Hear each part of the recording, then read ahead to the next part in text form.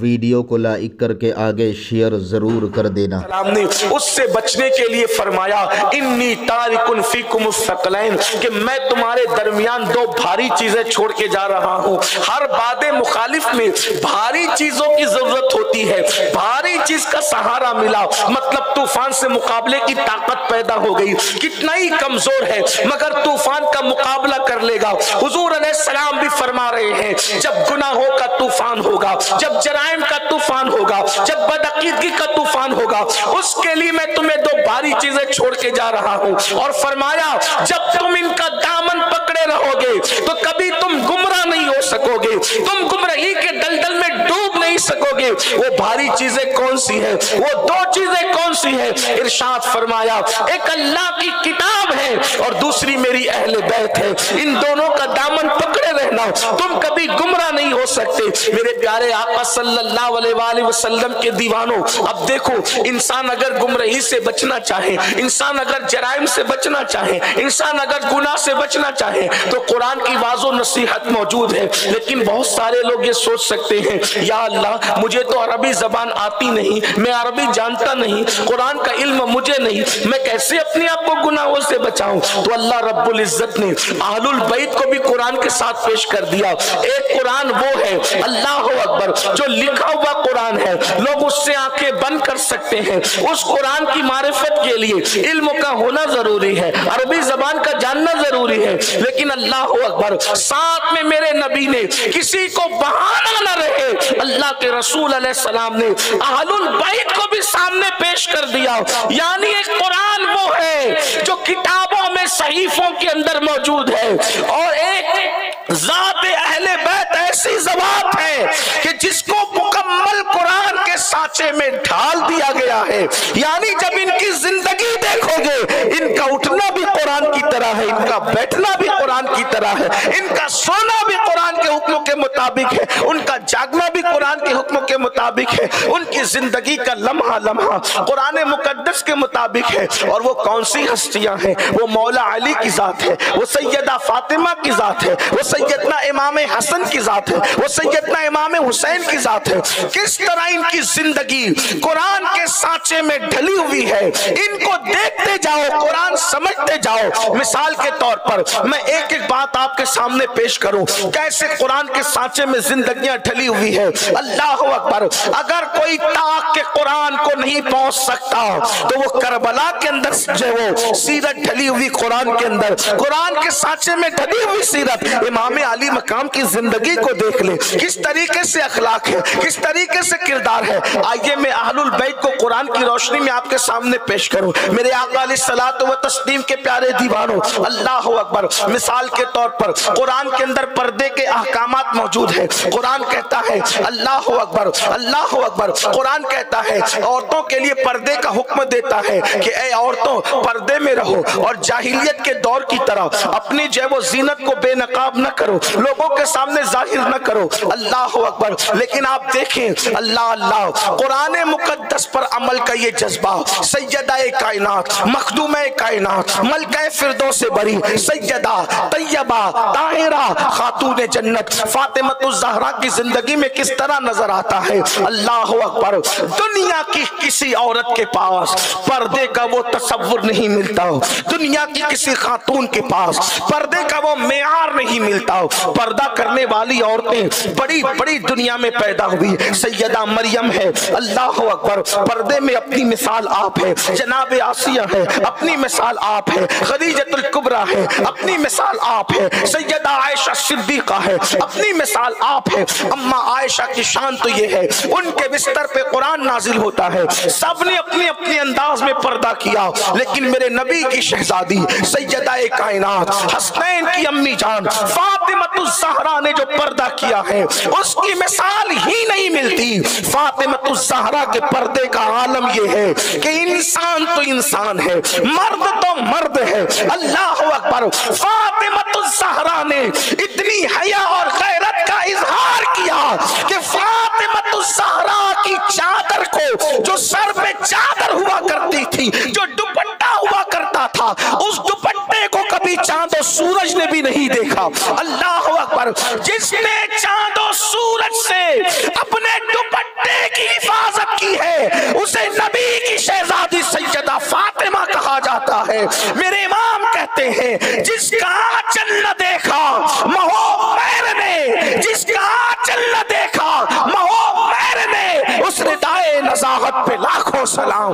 اللہ اکبر۔ اندازہ فرمائیں ہے دنیا میں کوئی ایسی خاتون کہ جس کے سر کے بالوں کو نہیں کہا جا رہا ہے، بال نہیں، جس کے سر کا دوپٹہ کوئی مرد تو مرد ہے چاند و سورج نے بھی کبھی نہیں دیکھا۔ سبحان اللہ۔ یہ اہل البیت ہیں، یہ رسول اللہ کے گھر والے ہیں۔ اب یہاں پہنچ کر کے عورتوں کو پیغام ملتا ہے کہ جب رسول اللہ کی شہزادی کے سر کے دوپٹے کو چاند و سورج نہیں دیکھ پا رہے ہیں، اگر آج ہماری بیٹیاں منہ کھول کر اور سر کھول کر اگر بازاروں میں جا رہی ہے تو پھر ہم حسینی کب سے ہونے لگے؟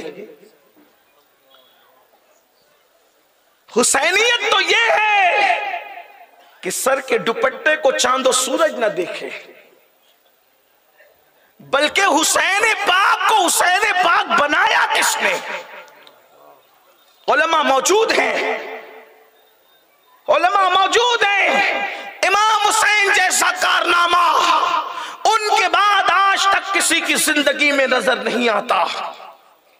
جہد مسلسل، غیرت و وفا، عشق و محبت کی انتہا اور انقلاب کی عظیم آواز کو امام حسین کہتے ہیں، جس نے پورے دین کے سسٹم کو قیامت تک محفوظ کر دیا، اس کو امام حسین کہتے ہیں۔ لیکن میں بڑی ذمہ داری سے عرض کروں، اگر اس حسین کو کسی نے حسین بنایا ہے تو اس ذات کو سیدہ فاطمۃ الزہرا کہتے ہیں۔ سبحان اللہ۔ نعرہ تکبیر، نعرہ رسالت۔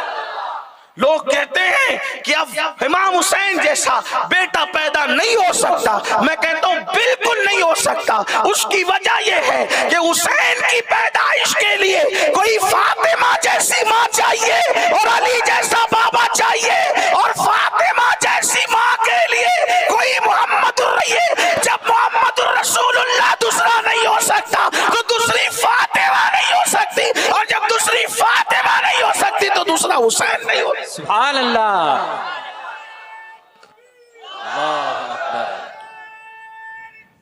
یا رسول اللہ۔ اے دل بگیر دامن سلطان اولیاء، اے دل بگیر دامن سلطان اولیاء، یعنی حسین ابن علی جان اولیاء، یعنی حسین پر انقلابیوں کو مہمیز دینے والی ہستی کا نام ہے۔ امام حسین کس چیز کا نام ہے؟ بلکہ پوری دنیا میں کربلا کے بعد جو بھی انقلاب پیدا ہوا ہے، جو بھی باطل کے خلاف کھڑا ہوا ہے، آپ دیکھ لیں اس کے اندر حسینیت آپ کو نظر آئے گی، اس کا تعلق امام حسین سے نظر آئے گا۔ ہر انقلابی امام حسین سے جڑا ہوا نظر آئے گا۔ آپ دیکھیں دتوں کے خلاف، باطل کے خلاف، وہ کہیں نہ کہیں سے امام حسین سے جڑا ہوگا، یا تو نسب کے اعتبار سے جڑا ہوگا، خاندان کے اعتبار سے جڑا ہوگا، یا پھر سلسلے کے اعتبار سے جڑا ہوگا، یا دل کے اعتبار سے جڑا ہوگا، یا قلب کے اعتبار، لیکن جس کا تعلق قلبی طور پہ امام حسین سے تھا وہ امام احمد ابن حنبل حکومت وقت کے خلاف اٹھ کر کے کھڑے ہوئے۔ وہ کون تھے؟ وہ حسینی تھے کہ نہیں تھے؟ اسی طریقے سے آپ دیکھیں جب فلسفہ مکمل طور پر جادو کی طرح سر چڑھ کے بول رہا تھا، حجت الاسلام امام غزالی کھڑے ہوئے، وہ کون تھے؟ حسینی تھے کہ نہیں تھے؟ اسی طریقے سے جس وقت دین کو مٹایا جا رہا تھا اس وقت غوث اعظم کی شکل میں بغداد میں جو تاجدار کھڑا ہوا وہ حسینی تھے کہ نہیں تھے؟ ہندوستان میں جب کفر کی تاریکی تھی تو اس وقت 90 لاکھ کو کلمہ پڑھانے والا کون تھا؟ معین الدین اجمیری حسینی تھے کہ نہیں تھے؟ اسی طرح جب اکبر نے اس ہندوستان کے اندر دین الہی قائم کرنے کی کوشش کی، نام نہاد دین الہی، اور اسلام کو مٹانے کی کوشش کی، تو اکبر کے فتنے کو جو دھول چٹا رہا تھا وہ مجدد الفسانی بھی اللہ اکبر حسینی نظر آتے ہیں۔ اسی طریقے سے آپ دیکھیں جب 14ویں صدی کے اندر فرقے مکمل سر چڑھ کے حق کو مٹانا چاہ رہے تھے وہ امام احمد رضا بھی حسینی نظر آتا ہے۔ غرض کی آپ دیکھیں، اور پھر ہندوستان کی سرزمین پر جب تن کے گورے من کے کالے انگریزوں نے اپنے پنجے گاڑے ان کے خلاف، جس نے دلی کی جامع مسجد میں سب سے پہلے جہاد کا فتویٰ پڑا، اس وقت خیر آبادی کو सुभान अल्लाह, सुभान अल्लाह, सुभान अल्लाह। देखते चले जाएं, जितने इनकलाबी है सब हुसैनी है, इसलिए कि इमाम हुसैन हक की उस आवाज का नाम है, न किस उनको कोई मिटा सका, न कोई मिटा सकता है। लेकिन हमारा क्या, हम तो हुसैनी कहलाए, मगर हमने हुसैनियत को खिचड़े और शरबत में महदूद कर दिया।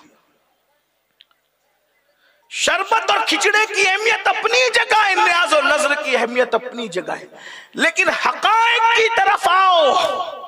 इमाम हुसैन की अम्मी जान, उनके दुपट्टे को चांद और सूरज देख नहीं पा रहे हैं। हमारी बेटियों का क्या हाल? क्या हमारे यहां ये फिक्र है?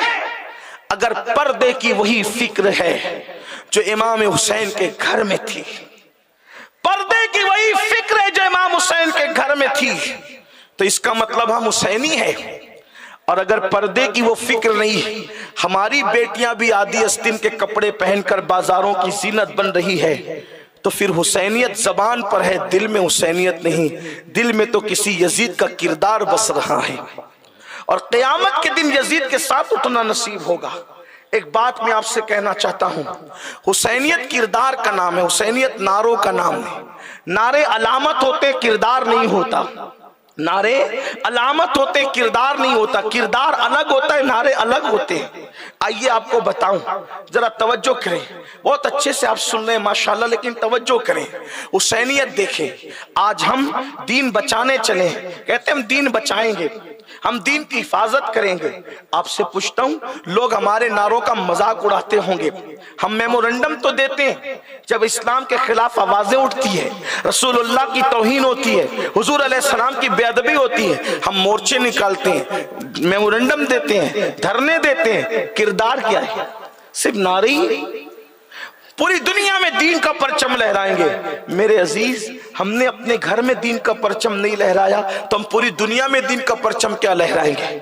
जिनके घरों में दीन नहीं है वो बाहर दीन का परचम कैसे लहरा सकते हैं?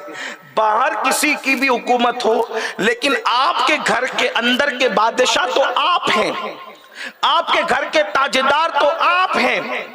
आप जब अपने घर में दीन महफूज नहीं रख सके तो आप बाहर दीन कैसे महफूज रख सकते हैं? बताओ, हमारे घर में दीन कितना महफूज है? जब भी सुबह होती है तो घरों में कुरान नहीं खुलता, जब सुबह होती है तो घरों में वो सीरियल खुलते हैं जिसके अंदर बाज़ाब्ता तौर पर बच्चियों को भागने भगाने की ट्रेनिंग दी जाती है, जिसमें बाज़ाब्ता तौर पर जिना के मनाजिर होते हैं, जिसमें अफेयर की दास्तानें होती है। आपसे पूछना चाहता हूं, मुसलमानों बताओ, लोग कहते हैं हमारी बच्चियां किसी का हाथ पकड़कर कैसे जा रही है? हमने कहा ये ट्रेनिंग सीरियलों के जरिए से हमने दिलाई है। जब बाप अपनी बेटी को अपने बाजू में बिठा करके सीरियल के मनाजिर देखेगा जिसमें जिना है, जिसमें अफेयर की दास्तान है, जिसमें भागने भगाने के मनाजिर है, तो वो बच्ची पर क्या असर पड़ेगा? अल्लाह अकबर। हमारे मजहब का तकद्दुस तो ये है, हमारे बुजुर्गों ने फरमाया अपनी बेटियों को सूरह यूसुफ की तफसीर मत पढ़ने दो।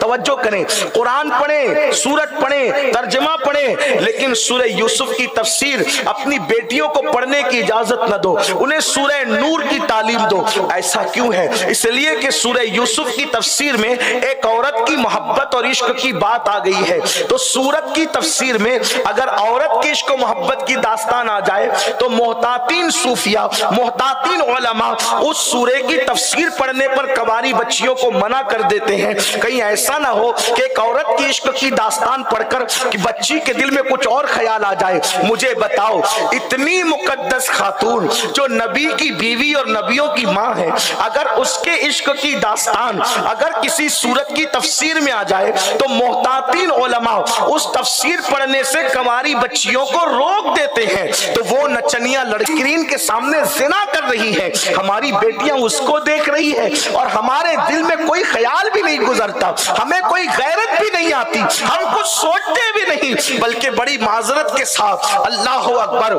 हरिहर वालों और गिरद जवानिब से आने वालों आस भी है।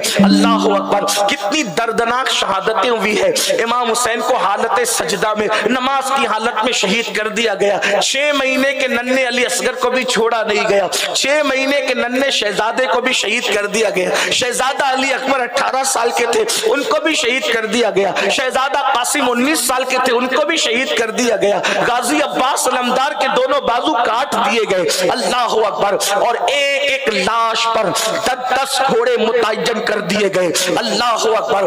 काफिर की लाश के साथ भी इतनी बेहुरमती करने की इजाजत नहीं है जितनी अल्लाह अकबर उन नफूस की लाश जिसके लिए अल्लाह के रसूल सजदे तवील कर देते थे। यानी इमाम हुसैन अगर हालत नमाज में हुजूर कितने सजदे तवील कर दिया करते थे। अल्लाह अकबर। जिसके लिए खुतबा छोड़कर मिंबर से रसूलुल्लाह जमीन पर आ जाया करते थे, वो इमाम हुसैन, वो इमाम हुसैन जिसको रसूलुल्लाह अपने कंधों पे बिठाते थे और कंधों पर भी किस शान से बिठाते थे। एक मर्तबा कहा, नाना जान मुझे सवारी चाहिए, मुझे सवारी चाहिए, मुझे सवारी चाहिए। हुजूर अलैहिस्सलाम ने दोनों हाथ जमीन पे रखे, दोनों घुटने जमीन पे रखे, फरमाया शहजादे हुसैन ये लो तुम्हारी सवारी आ गई। पता है, अंदाजा करें, मैं तसव्वुर करें, अल्लाह अकबर, है कोई दुनिया में ऐसा अल्लाह अल्लाह ऐसा प्यारा।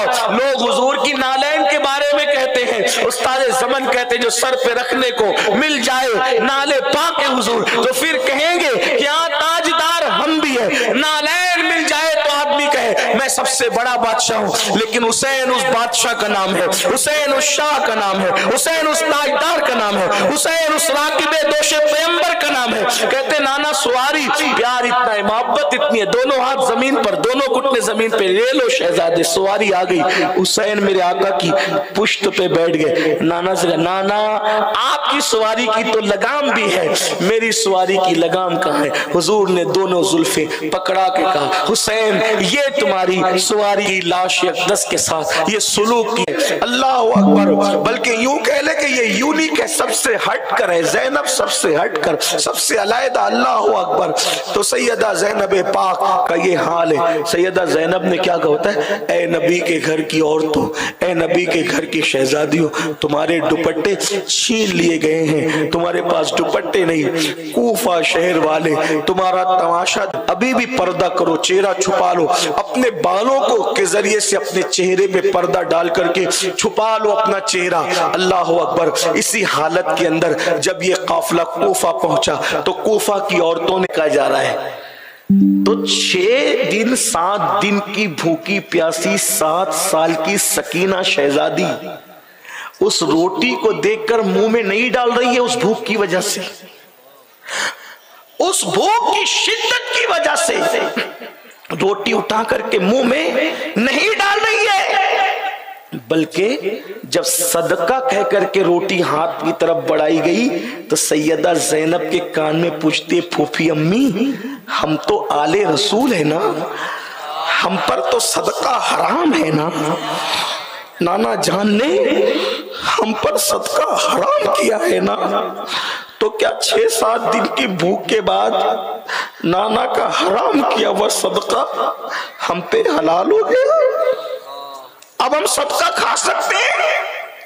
नाना ने तो सदका हम पे हराम किया, क्या हम सदका खा सकते हैं? सैयदा ज़ैनब को गुस्सा आ गया, जलाल आ गया।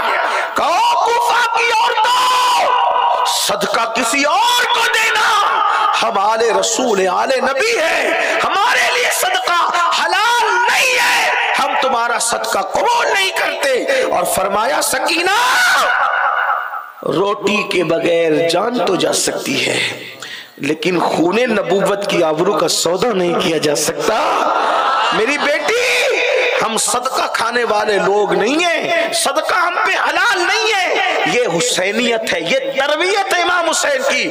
अब आपसे पूछता हूं, तवज्जो करना, यही आपको पहुंचाना चाहता था। मेरे इमाम हुसैन की मोहब्बतों में गुम इमाम अली मकाम में जानता हूं, मैं आपसे छोटा आशिक हुसैन हूं, आप लोग मुझसे बड़े आशिक हुसैन हैं। मैं तो बहुत एक कतरा भी नहीं हूं, बल्कि मैं तो ये दुआ करता हूं, खुदा मुझे पंजतन की वो मारिफत अता عطا کرے جس کا قدرت نے مطالبہ کیا ہے. خدا اس معرفت کا صدقہ عطا کرے جس دن لوگوں کو حسینیت کی معرفت مل جائے, دنیا سے جرائم ختم ہو جائے, دنیا سے جرائم کا خاتمہ ہو جائے. میں اپنے آپ کو بہت چھوٹا حسینی سمجھتا ہوں, بہت کم تر درجے کا حسینی سمجھتا ہوں. اے میری قوم کے جوانوں, میں جانتا ہوں آپ کے دل و دماغ میں مجھ سے زیادہ جذبات ہے, لیکن یہ محبت کہیں کھو گئی ہے. اس گمشدہ محبت کو آواز دیجئے. حسینیت کیا ہے؟ 6-7 دن کی بھوک و پیاس کے بعد بھی 7 سال کی شہزادی سکینہ جن کی تربیت امام حسین نے کی تھی, وہ صدقے کی روٹی کھانے کے لیے تیار نہیں ہے. 6-7 دن کی بھوک کے بعد, ہاتھوں کی رسیوں کے بعد, پیروں کی بیڑیوں کے بعد تم کیسے حسینی ہو؟ اللہ اکبر. صدقہ صرف آل نبی پر حرام ہے, لیکن روٹی دوسروں پر تو حلال ہے نا. صدقے کی روٹی آل نبی پہ حرام ہے, دوسروں پر تو حلال ہے نا. صدقے کی کھجوریں آل نبی پہ حرام ہے, مگر وہ پاک ہے, طیب ہے, طاہر ہے, دوسروں کے لیے تو حلال ہے نا. ویڈیو اگر اچھا لگا ہو تو لائک کر کے آگے شیئر ضرور کر دینا. اللہ رب العزت اس کا صلہ, اس کا ثواب آپ کو ضرور عطا فرمائے گا. اور اپنے دوستوں سے اس چینل کو ضرور سبسکرائب کرائیے گا تاکہ وہ لوگ بھی جو ہے دینی معلومات حاصل کر سکیں. اللہ حافظ. السلام علیکم ورحمۃ اللہ تعالی وبرکاتہ.